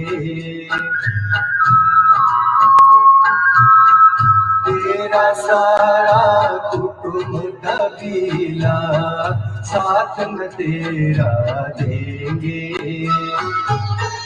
मरते ही तेरी सारी कमाई झट से बांट ये लेंगे। जिनको तू कहता है अपना, जिनको तू कहता है अपना, वे तुझको भूलेंगे। इस दुनिया की रीत यही है, इसी को कहते जमाना। ये जग है एक मेला, यहाँ से एक दिन सब हो जाना। जी हाँ श्रोताओं, भजन को छोड़ रहे हैं, विषय बहुत है, चर्चा करना है और समय आगे बढ़ रही है। हम इसके विषय में आपको बता रहे हैं कि कई प्रेत कहाँ जाकर रहते हैं, भूत प्रेत कहाँ जाकर के घर के लोग को आपत्ति देते हैं और क्यों देते हैं। ये हमारे ही बुरे कर्मों के कारण प्रेत वहां आकर निवास करने लगते हैं। यहाँ पर प्रेत बता रहे हैं और ब्राह्मण से बता रहे कि ब्राह्मण ने कहा कि नित्य उपवास रह करके कछु एवं चंद्रायन व्रत लगा हुआ तथा अनेक प्रकार के अन्य व्रतों से पवित्र मनुष्य प्रेत कभी नहीं होता। कौन कौन प्रेत कभी नहीं होते हैं? जो व्यक्ति कभी काल व्रत रखते हैं। हम लोग को दूसरे धर्म के लोग से सीखना चाहिए जो पूरे 1 महीना व्रत रखते हैं। पूरे 1 महीना व्रत रखते हैं, दिन में रखते हैं। लोग कहते हैं कि सुबह सुबह तो खा लेते हैं, लेकिन व्रत रखने का सबसे ज्यादा कष्ट समय क्या? दिन में होता है। रात को सोने के समय खा करके सो गए, दूसरे दिन सुबह सूर्य उदय से फिर खा लिए, दूसरे धर्म में जैसे माना जाता है। दिन में असली कठिनाई तो सहता है पड़ रहा है। तो उनसे हम लोग को सीखना चाहिए कि महीने में कम से कम हर एक प्राणी को चाहिए 1 दिन व्रत रखें। और सबसे उत्तम दिन व्रत का दिन कौन है? चंद्रायन, यानी कि जिस दिन पूरा चंद्रमा आने वाले 2 तारीख सितंबर को है। इस मंगल नहीं, मेरे ख्याल से बाद वाले मंगल पर, गणेश विसर्जन के 1 दिन बाद, तो उस दिन सभी को व्रत रखना चाहिए। अन्यथा 2 हफ्ते में 1 बार एकादशी, त्रयोदशी, गणेश चतुर्थी आती है, हफ्ते में 1 बार एक ना एक कोई वार है, उस पर करे। तो बता दें कि जो व्यक्ति व्रत नहीं रखता है उसको प्रेत योनि में जाने के लिए डर है। जो व्यक्ति जागरण सहित एकादशी आदि व्रत नहीं रखते हैं और अन्य सत्कर्मों को अपने पवित्र रखते हैं, वह प्रेत नहीं हो पाते हैं। जो पवित्र रहते हैं, जो प्राणी अश्वमेघ आदि यज्ञों को संपन्न करके नाना प्रकार के दान करते हैं। हमने सुने गरुड़ पुराण में कि 10 प्रकार के मुख्य दान है, जैसे स्वर्ण दान, भूमि दान, गौदान, तिल दान और लवण यानी कि नमक दान, ऐसे 7 प्रकार का अनाज दान, ऐसे समय समय पर करते रहना चाहिए। और धर्म में तो लोग विश्वास कर रहे कि 10%, 5% अपना कमाई निकाल करके समाज का भलाई के लिए करो, दूसरे को दीन दुखिया को खिलाओ। कहीं ना कहीं कोई दीन दुखिया है जो आपका सहारा बनते। भगवान हम लोगों को धनवान इस कारण से बनाए हैं, भगवान हम लोगों को ज्यादा दिए इस कारण से, ताकि हम दूसरे को आंसू पोंछ सके, दूसरे को सामने थाली दे सकें। इस कारण से हम लोगों के पास ज्यादा, कोई व्यक्ति के पास ज्यादा खाने के लिए पूरे साल भर का राशन भरा हुआ, किसी के पास कुछ भी नहीं है, तो ये समझना चाहिए कि दूसरा व्यक्ति हमारे भरोसा है, हम लोग को उनको देना चाहिए। यहाँ पर बताते कि विज्ञादान और आचरण को शरण देना, जिसके पास कहीं रहने की जगह नहीं, कोई शरण दे दे, ऐसा व्यक्ति कभी प्रेत नहीं होगा। जो विद्या दान करता है, विद्या दान करता है, विद्या दान में लौट करके आपको कुछ मिल रहा है तो बात फिर अलग है। मैंने जैसे मास्टर टीचर है, ये भी लोग विद्या दान करते, लोग उनको तो कमाई के रूप में करते हैं। एक दिन बोलो कि तलब नहीं मिलेगा, फिर भी जाओ विद्या दान करो, तो करेंगे या ना करेंगे वो बात अलग। लेकिन मुफ्त में कोई ज्ञान आपको विद्या दे रहा है और उसको लौट करके उनको कुछ नहीं मिल रहा है, उसको आप कुछ दे नहीं रहे हैं, बस ज्ञान मिल रहा है आपको। जैसे गुरुजी कोई ज्ञान दे रहे हैं, उपदेश दे रहे हैं कि ऐसे ज्ञान में ऐसे भक्ति करो, ऐसे पूजा पाठ करो, ऐसे जीवन चलाइए, ऐसे ऐसे, तो वो ज्ञान के लौटार करके आप उसको कुछ दे नहीं रहे तो बड़ा ज्ञान है, माने देने वाला के हिसाब से। क्यों? क्योंकि वो दान के कारण वो व्यक्ति, दान दाता कभी प्रेत योनि में नहीं जाएंगे। खाए हुए शुद्ध अनंत जट रिसित हुए जिसकी मृत्यु हो जाती, वो दुर्विष्ट मरता है, वह प्रेत। अब कौन कौन प्रेत योनि में जाते हैं वो भी सुन लीजिए। अगर जो भोजन जो हम लोगों को नहीं खाना चाहिए, उस भोजन को हम खा करके शरीर छोड़ दें, माने मांस आदि, भोजन जो नहीं खाना चाहिए वो भोजन हम कोई कर ले और उसी दिन शरीर छोड़ दें तो प्रेत में जाएंगे। गरुड़ पुराण बता रही है। ब्राह्मण का संवाद यहाँ पर है, गरुड़ जी और भगवान विष्णु के बीच में संवाद चल रही है। जो अयाजाय याजक तथा मगीपान मदिरा पी करके शरीर छोड़ेगा ना, आज पिए है मदिरा और उसको बाद में शरीर छोड़ दिए हैं तो बताया जाता है कि वो भी प्रेत योनि में जाएगा। और सत्संग करता हुआ अज्ञानवश में मांस खाता है वह प्रेत बनेगा ही बनेगा। जो मांस खाता है और शरीर छोड़े हैं उसी दिन तो प्रेत बनेगा। जो देवता ब्राह्मण और गुरु धन का अपहरण करता है, माने देवताओं के नाम पे कहीं पर पैसा इकट्ठा किया गया है तो हमारे और आपका अधिकार नहीं है। जिसका नाम से बनी है, जिसका नाम से तैयारी किया गया है उस पैसे को, धन को, तो वहीं पर लगाना चाहिए, दूसरी जगह पर नहीं। और अगर जो देवताओं के नाम से एकत्रित गया है धन तो वहीं पर लगाना उचित है। कोई अगर जो व्यक्तिगत जीवन में निकाल ले तो उसको उपरेत बनेगा। ब्राह्मण और गुरु का धन कोई धर ले वो भी वही दशा में। जो माता भगनी स्त्री पुत्रवधू तथा पुत्री बिना कोई दोष देखे ही परित्याग कर दे। परिवार में हम लोग कितने लोग को त्याग कर देते हैं कि जीवन में आज से इसके साथ में संबंध नहीं रखेंगे ना।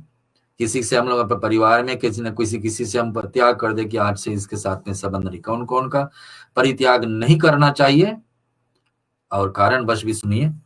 जो माता जी को कभी नहीं त्याग करना चाहिए, अपना भगनी यानी अपने बहन को कभी नहीं त्याग करना चाहिए, अपने स्त्री को, पुत्र वधु को, पुत्र का बहू यानी कि उनका पत्नी आपका पतों को, तथा पुत्री का बिना कोई दोष।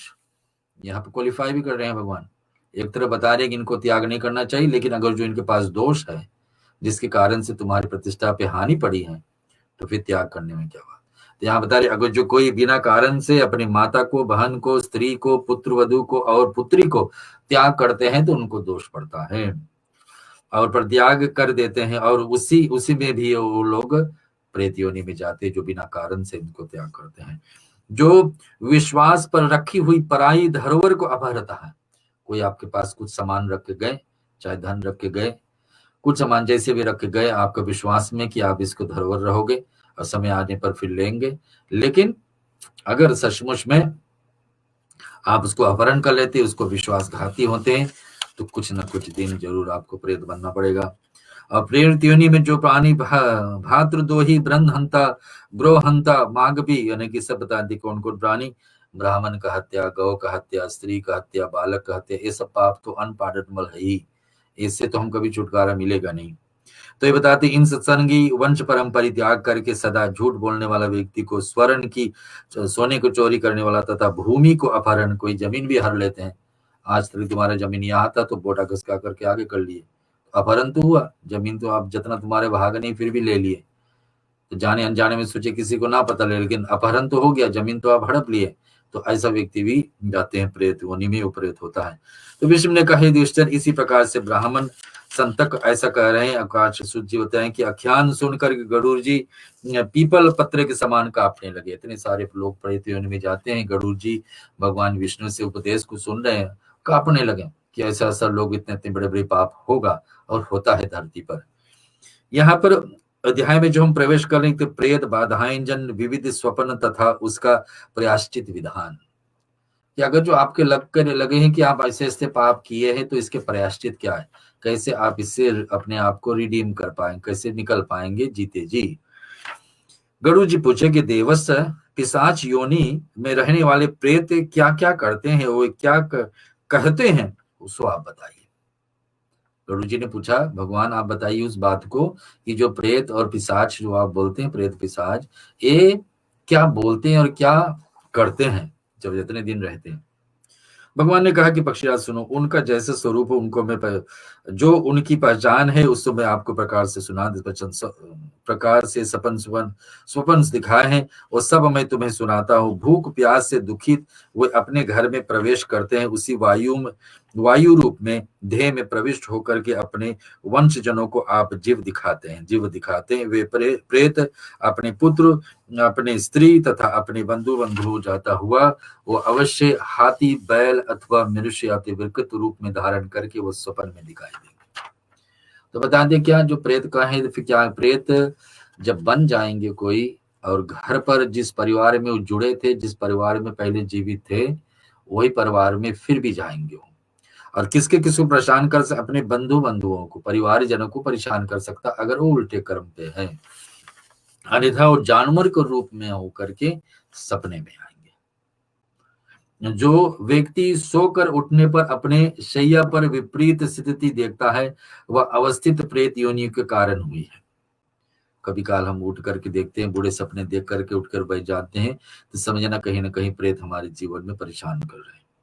यदि ऐसा मन जो है, यदि स्वप्न में अपने आप को जंजीरें बंधा हुआ देखते हैं, तो मरा हुआ पूर्वज निंदनीय वेश में दिखाई देते, खाते हुए व्यक्ति अन्न लेकर भाग जाए और प्यास से पीड़ित हो अपने पराये को जलपान कर लेते, तो पिशाच योनि में गया हुआ माने। यानी कि कभी काल हम लोग सपने में देखते कि हम भोजन कर रहे हैं, भोजन हमसे उठा करके कोई ले गया। कभी काल हम देखते हैं कि आप जंजीरों में बंधा हुआ देख करके मरा हुआ पूर्वजनों को देखते हैं कि उनको खाने कोई नहीं दे रहा, पूर्वजनों को देखते हो कि दुखी है, तो समझना वो प्रेत में भटक रहा है, उसके लिए कोई उपाय करना चाहिए। यह बताते कि अन्न लेकर के भाग जाए तो समझना, यदि स्वप्न में वह बैल की सवारी करता है और बैलों के साथ कहीं जाता है, डर करके आकाश में भूखों से व्याकुल होकर तीर्थ में चला जाता है, वह अपनी वाणी से गौ बैल पक्षी घोड़े के भाषा में बोलता है, उसे हाथी देव भूत प्रेत या निशाच जीव दिखाई देते हैं, तो उसे पिशाच योनि प्राप्त हुआ ही माने। कि अगर जो अपने परिवार को आप देखें कि वो दूसरे जानवर के योनि में है, परिवार देखें फिर दिखाएं कि वो दूसरे जानवर की योनि में, समझना कि वो भटक रहा है तुम्हारे परिवार के कोई, जिसको भी आप देखें तो उसको उपाय करना चाहिए। हे गुरु जी सुनो, प्राणी के स्वप्न में प्रेत योनि से संबंधित बहुत से जीव दिखाई देते हैं। जो सपन में अपनी जीवित स्त्री, अपने जीवित भाई, पुत्र और पुत्री का मरा हुआ देखे, तो उसे प्रेत दोष समझना चाहिए।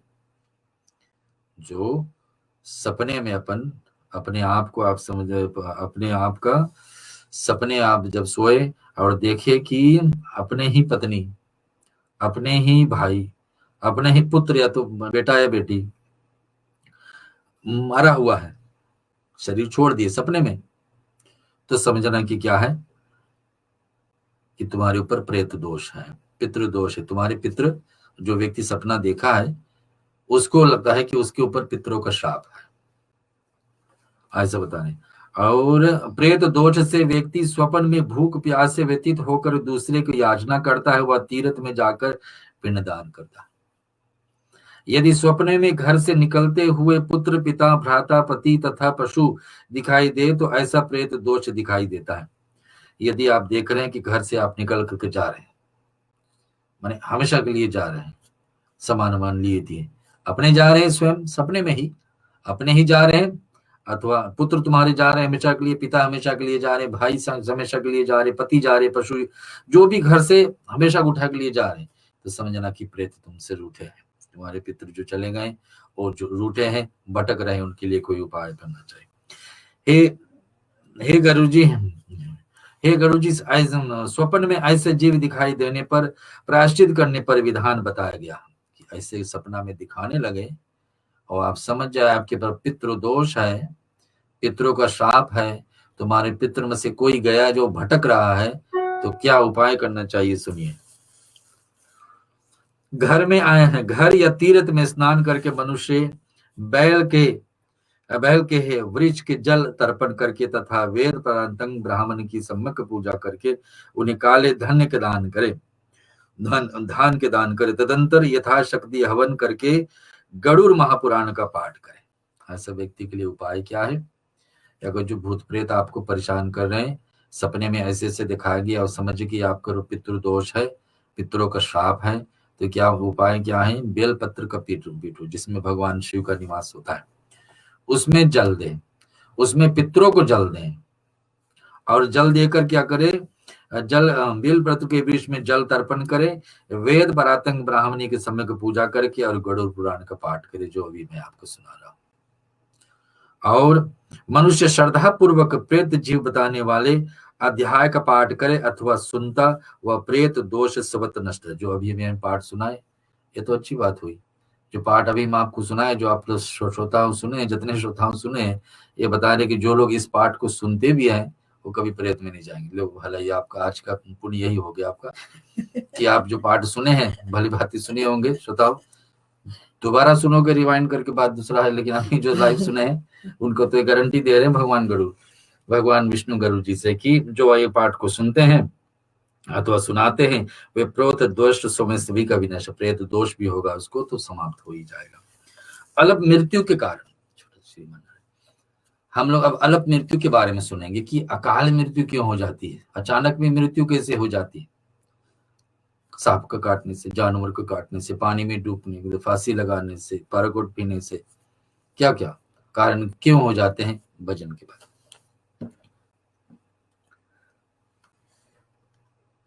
नारायण नारायण नारायण शिव नारायण नारायण नारायण लक्ष्मीपदेशी नारायण कमलपदेशी नारायण जगतपदेशी नारायण नारायण नारायण नारायण नारायण नारायण नारायण।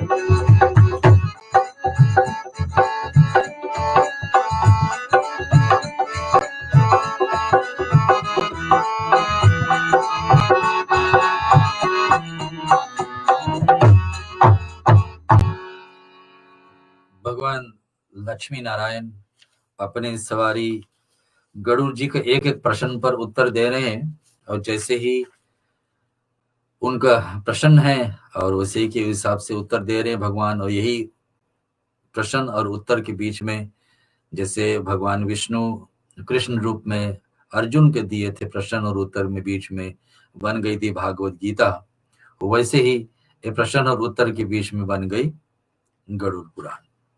चाचा मैं आपको सुना रहा हूँ गरुड़ पुराण का अल्प मृत्यु के बारे में।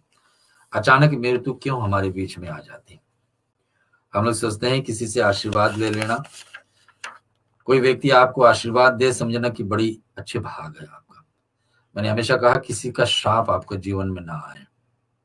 श्राप आ जाएगी, श्राप आपके जीवन में बैठा रहेगा, उस दिन काम करेगा जिस दिन आप देखोगे कोई काम एकदम बनते बनते आपको सोच समझोगे कि ये तो काम बन ही गया, इसको कुछ करना नहीं, बस काम हो ही गया, समझना है, अचानक में कुछ रुकावट हो जाएगी, समझना किसी का श्राप काम कर दिया है वहां पर।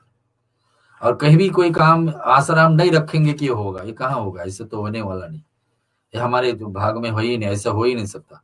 काम नहीं होते होते हो जाए, समझना आशीर्वाद काम कर दी। कहीं ना कहीं आशीर्वाद एक था हमारे पास, कभी भी किसी का, पूर्वज का, पिताजी माता जी का, जैसे भी जो भी है, गुरु शिष्य, गुरु ऋषि मुनि, कहीं से भी आशीर्वाद मिला, वो आशीर्वाद कहीं रखा है। अचानक में नहीं बनते बनते वाले काम जब बन जाए तो समझना आशीर्वाद काम कर रही है, और काम बनते बनते ना बने समझना श्राप काम कर दी। ये बता रहे भगवान यहाँ पर विष्णु गरुड़ जी को। सुनो, वेद का और कथन, वेद या कथन है कि अकाल में किसी का मृत्यु नहीं होती है, तो फिर राजा और क्षत्रिय ब्राह्मण किस प्रकार से अकाल मृत्यु प्राप्त कर लेते हैं?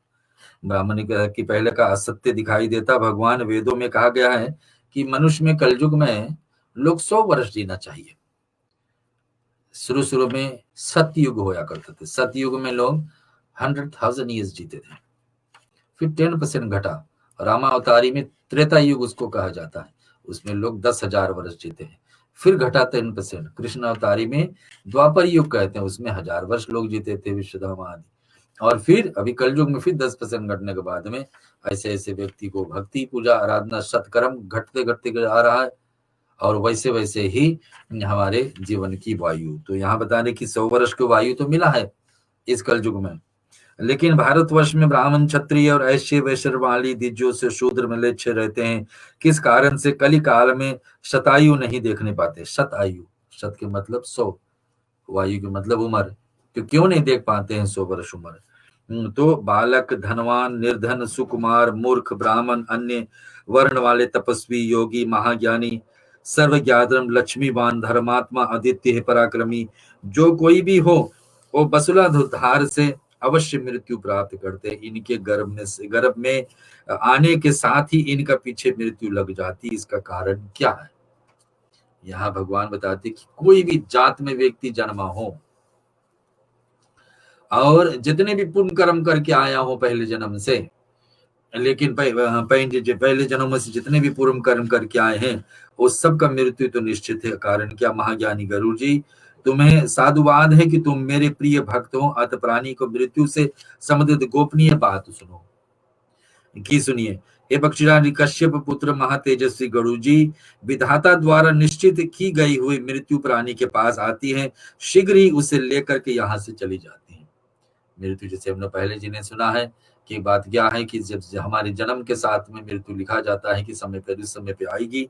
और प्राचीन काल में से वेद या कथन है कि मनुष्य 100 वर्ष तक जीवित रहता है, किंतु जो व्यक्ति निंदित कर्म से करता है वह शीघ्र ही विनष्ट हो जाता है। जो वेदों को ज्ञान ना होकर के कारण भी को वंश परंपरा से सदाचार पालन नहीं करता है, जो आलस्यवश कर्म परित्याग कर देता वह सदैव तेज कर्मों से सन्मान होता है। जो जिस किसी को घर में भोजन कर लेता है वह पर स्त्री से अनुरुक्त रहता है। इसी प्रकार से अन्य महादोषों को मनुष्य की आयु छीन होती रहती है। भगवान यहाँ विष्णु बता रहे, ब्रह्मा जी लिखे हैं कि हमारे इतना उम्र होने वाला है, लेकिन भगवान और देवताओं क्या करते हैं, हमारी आयु छीन, आयु की मतलब उम्र, छीन के मतलब कम कर देते हैं। कब? स्नानम दानम जप होमम स्वधाय देवयता अर्चनम यस्मिनम दिनेन सेवसंतम मृताम दिवसे प्रणमाहम। जो व्यक्ति हर दिन प्रतिदिन लगा है दूसरे को हानि करने में, जो व्यक्ति हर दिन प्रतिदिन दूसरे को हानि में लगा है, वंश परंपरा जैसे हमारे कुल का परंपरा के हिसाब से पूजा पाठ में नहीं है, वंश से हमेशा विरुद्ध रहता है, सदाचार यानी कि सत्य पे नहीं चलता है, और जो आलस्यवश कर्म का परित्याग करता है। हम सब लोग को कुछ ना कुछ कर्म मिला है, काम नौकरी पे जाकर काम चोरी करना ये भी बात ठीक नहीं ना। कर्म मिला है कि वो कर्म करो, इतने 8 घंटा करो तो इतने तनख्वाह इतने तलब आपका है, लेकिन वहां पर जाकर काम करने की जगह पर काम चोरी करना। तो यहाँ भगवान बताते जिसको जो कर्म मिला वो करे। तो यहाँ बताते जो आलस्य या कर्म को सम्मान देता है, जो जिस किसी को घर में जाकर भोजन का, हमेशा सभी जगह पर जाकर भोजन भी नहीं करना चाहिए। सभी का एनर्जी अलग है, सभी के अच्छे बुरे कर्म सब जगह जुड़े हुए हैं, सभी का हाथ से भोजन नहीं करना चाहिए, सभी स्थान पर भोजन नहीं करना, ये तो बता दे कि। और जो पर स्त्री अनुरुक्त रहता है, इसी प्रकार से अन्य महादोषों से मनुष्य की आयु छीन होती रहती है। ऐसे कारण से कि धीरे धीरे ऐसे कराते धीरे धीरे बताया जाता है कि उसका उम्र घटते जाता है। श्रद्धाहीन, अपवित्र, नास्तिक, मंगल का परित्याग करने वाला, परद्रोही, असत्यवादी ब्राह्मण को मृत्यु अकाल में ही यमलोक को ले जाती है। तो बताते यहाँ पर क्या क्या, श्रद्धाहीन जिसके पास दया नहीं है, दूसरे को हानि करते रहेगा लेकिन दया उनके पास नहीं है, दया उसके पास नहीं है, दूसरे को मदद करने के बाद तो दूर कुछ ना कुछ दया भी उससे। और फिर क्या, अपवित्र, मैले से मैले रहना, जैसे हमने कहा कि स्नान करना सबसे अच्छी बात, साफ रहना, शुद्ध रहना, बस स्नान से नहीं, स्नान से तो आउटसाइड बॉडी स्नान होगी, अंदर के शुद्धि कैसे है, अच्छे भोजन से, सात्विक भोजन सब खा रहे हम और कुछ, लेकिन बोलते हम तो नहा करके साफ हो गए, फ्रेश हो गए, लेकिन कहा जब खाए हैं और कुछ तो फिर कैसे सभ्य थे, कैसे साफ सुथरे, कैसे पवित्र है। तो जो व्यक्ति पवित्र नहीं है, नास्तिक है, अपने भी पूजा पाठ नहीं करेगा, दूसरों को भी हटाएगा कि क्या मतलब इसमें करने का, ऐसा लोग। और मंगल का परित्याग करने वाला, जहां अच्छा है वहां नहीं पहुंचेगा, चॉइस रहेगा यहाँ जाओ वहां जाओ, दूसरे जगह चुनेगा, अरे हमेशा श्रद्धा आते मंदिर आज इधर बोले ऐसा। और मंगल को परित्याग करने वाला, परद्रोही, असत्यवादी, ब्राह्मणों को मृत्यु अकाल से हम लोग बने। कि ऐसा करेगा जो ब्राह्मण भी करे ना, चाहे वो पिछले जन्म के कर्म के कारण ब्राह्मण बने, लेकिन यहाँ कोई एक्सक्यूजेस नहीं। भगवान बताते कि सबको एक बराबर देखते हैं। भगवान नवदा भक्ति में क्या बताएं, सबको हम भक्ति का नाता ही जानते हैं। जो कौन व्यक्ति कौन जात में जन्मा है, गरीब घर में, बुरे घर में, अच्छे घर में, राजा के घर में, ब्राह्मण के घर में, जय शूद्र के घर में, जैसा ही घर में जहां भी जन्मे हैं, लेकिन उनका कर्म ही मैं देखता हूं, उनको भक्ति का नाता ही मैं देखता हूं। तो यहाँ भगवान बता रहे कि सुनिए, वेद अनुसार पृथक पृथक प्रजा पीड़क क्षत्रियो को यम का शासन प्राप्त होता है। ऐसे दोषी ब्राह्मण एवं क्षत्रिय मृत्यु को वशीभूत हो जाते हैं और यम यातनाओं को प्राप्त करते हैं। जो अपने कर्मों को परित्याग तथा जितने मुख्य आचरण करते हैं उनका परित्याग करते हैं, वे दूसरे कर्मों को निरत रहते हैं, वे निश्चय ही यम लोग जाते हैं। और जो शूद्र द्विज सेवा को बिना है अन्य कर्मों करता है वह यम लोग जाता है। तदंतर वह उत्तम मध्य का अधम कर्म करने वाला जिस दिन स्नान दान जप होम स्वाध्याय देव पूजन नहीं करता है मनुष्य वह दिन व्यर्थ जाता है। तो भगवान बताते हैं कि उस दिन को मैं गिनता हूं जो व्यक्ति एक दिन में इतने कर्म कर ले। क्या है? स्नानम दानम जपो होमम स्वाध्याय देवता अर्चनम अस्मिन् दिवेनम सेवः यन्ते सह वृथा दिवसे निर्नाम रसोभूत। और से शरीर अनित्य हुए थे आधारीन रहते। हे गुरु जी, अब मैं अन्न और जल से बनी हुई इस शरीर का गुणों का वर्णन करता हूं कि शरीर में कितने कितने गुण हैं। ये सब बातें भगवान विष्णु हम लोगों को बीच में समझाएंगे, आज नहीं अगले सप्ताह आपको बीच में गरुड़ पुराण फिर हम जब 15वां सप्ताह लेके आएंगे और उसी समय भगवान विष्णु गरुड़ जी से क्या क्या बात करते हैं हम लोग सुनेंगे। आज का प्रश्न हम यहीं पर छोड़ रहे हैं। आज विशेषकर गणेश पूजन का समय चल रही है हमारे बीच में और गणेश उत्सव के विषय में थोड़े से हम लोग शुरू में चर्चा किए। ऋषि मुनियों का आज शुभ तिथि है, उस तिथि के विषय में चर्चा किए हैं और उस तिथि के विषय में भी चर्चा किए हैं और उसके हिसाब से हम लोग आज करके जोड़ रहे हैं।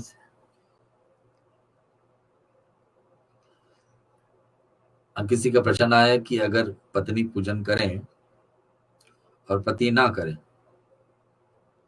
और उसमें आया है कि पति का सपने में भगवान आते तो भगवान उनको ये आदेश दे रहे हैं कि तुम अपनी पत्नी के साथ क्यों नहीं जुड़ जाते हो। कि भगवान भी कभी काल अपने भक्तों को दूसरे मार्ग से समझाते हैं, सीधे सीधे नहीं समझा पाते हैं तो भगवान अपने भक्त को जिसके सहारा लेकर के पत्नी पूजन कर रही है तो फिर उनका पति का सपने में जाकर के यहाँ बता रहे कि माता रानी दर्शन दिए हैं किसी का पति क्या कि दर्शन दिए हैं तो उसको ये याद आएगा कि मेरी पत्नी जो कर रही है ठीक है, सचमुच में ऐसा ही करना चाहिए, अपने पति के साथ में जुड़ जाना चाहिए। लेकिन पूजा पाठ ऐसा है कि इंडिविजुअल बेस्ड है, जो व्यक्ति करता है तो उसके लिए लाभ है, जो नहीं करता तो उसके लिए लाभ कहाँ से प्राप्त होगा। चलो आगे हम चलते हैं। क्वेश्चन आया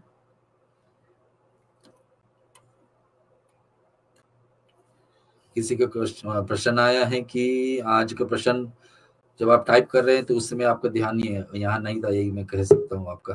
किसी ने प्रश्न किया है कि आज सुनने के बाद में हमारे जब हम शाकाहारी रहे और क्या मदिरा पान किए हैं तो हमारे लिए क्षमा है कि नहीं क्षमा है।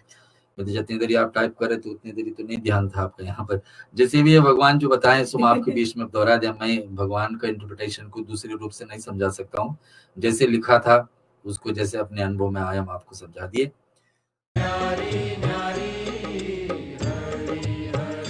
श्रीमन्नारायण